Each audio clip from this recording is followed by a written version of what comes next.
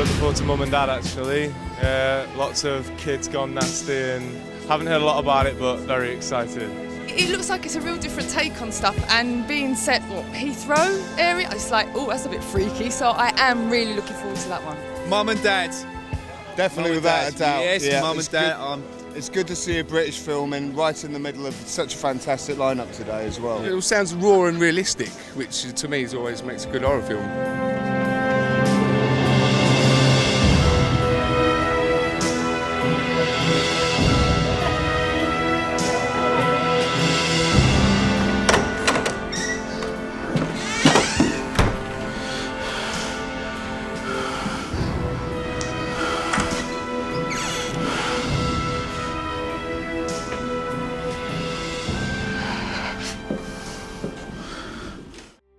It's been kind of documented that Frightmare was one of the inspirations for this film, and I love Pete Walker.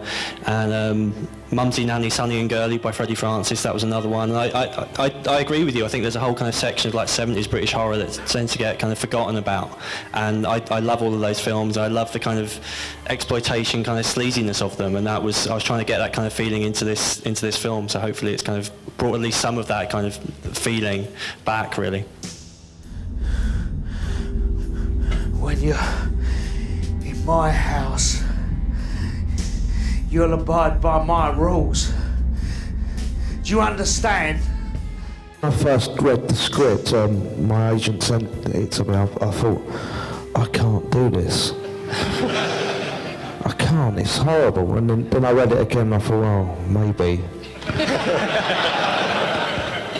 Then by about the second week of filming, I was saying, just bring me more blood. This knife isn't sharp enough. Give me a bigger one. As long as you do what you're told, you and me are going to get along fine.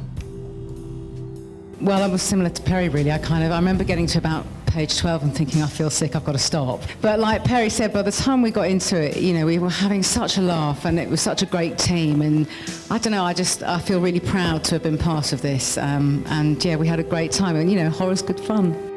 It's not what it looks like. Shut up! You've been lying to us. What's that then, Scotch mist? Saving to buy a present for you. I realised that Birdie's got a lot of levels to her and you know, lots of different emotions too, and I thought the chance to play such a character with such emotional depth would be a great opportunity. So that's why I did it. I certainly didn't, you know, think, oh right, okay, I'm playing this kind of really nasty woman who does all these terrible things. She just like you or me, but she's just gone a bit wrong.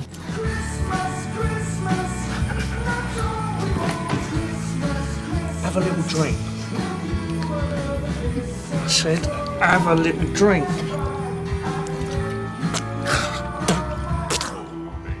I always wanted to play with this kind of twisted family dynamic, so it's quite a British film in a lot of respects in that I think you can, especially with like the Christmas scene, that's to me like, you know, a really kind of British scenario. You know, Dad's getting a bit pissed on Sherry, it's all, you know, some arguments kicking off, you know, people are opening presents, music's a bit too loud and a bit too garish. It's, you know, so it's quite a kind of familiar thing, so there's a lot of familiarity there, I think, especially for a British audience in what's going on screen. From now on, this is your world. Your mum and your dad, your brother and your sister.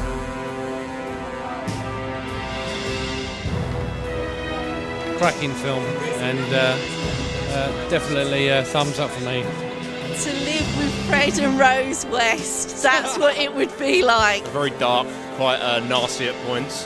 Fantastic, awesome. I thought the film was brilliant. British horror is back. Scared me witless in parts and I wanted more. It was brilliant. As you said, it was like Texas Chainsaw Massacre set at Heathrow, but it's actually so much more clever. I thought it was brilliant. It's fantastic, it's a great film. It's raw, uncompromising and in your face. Cast amazing, incredible direction. Class act all the way. Great film, thoroughly enjoyed it. I thought it was awesome. It was Texas Chainsaw Massacre meets Mike Leigh, I think. When it went down, absolutely a storm. I think it's the best received film of the festival so far, going by the applause. It was so smart and so witty and so well acted. I enjoyed the hell out of it. It was great. Wonderful to see a low-budget movie that really works on screen.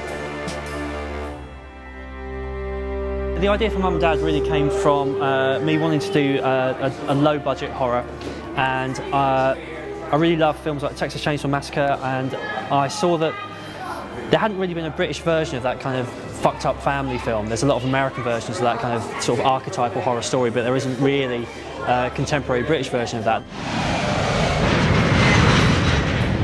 I put that together with the idea of the airport, the family living near the airport, because that's where I grew up. I grew up next to Heathrow Airport. I lived like a mile from the runway, so the kind of planes going overhead and that kind of maddening sound was just like a feature of my childhood. So I kind of put the two things together, and pretty much that's where Mum and Dad came from. The atmosphere on set was great. I mean, we all had a really, really good time. That's one of the reasons why I love making horror films, because it's really enjoyable. People have fun, even despite the fact that it looks really grim when you finish. When you're actually making the film, it's really good fun, and playing with prosthetics and having fun with production design and costume and character. It's all really good fun. And I think, I hope that everybody had a good time while we made the film, even though it was a really kind of intense schedule. We shot over 17 days, so it was pretty kind of intense. But I think and I hope everybody had a good time making it. I know I did.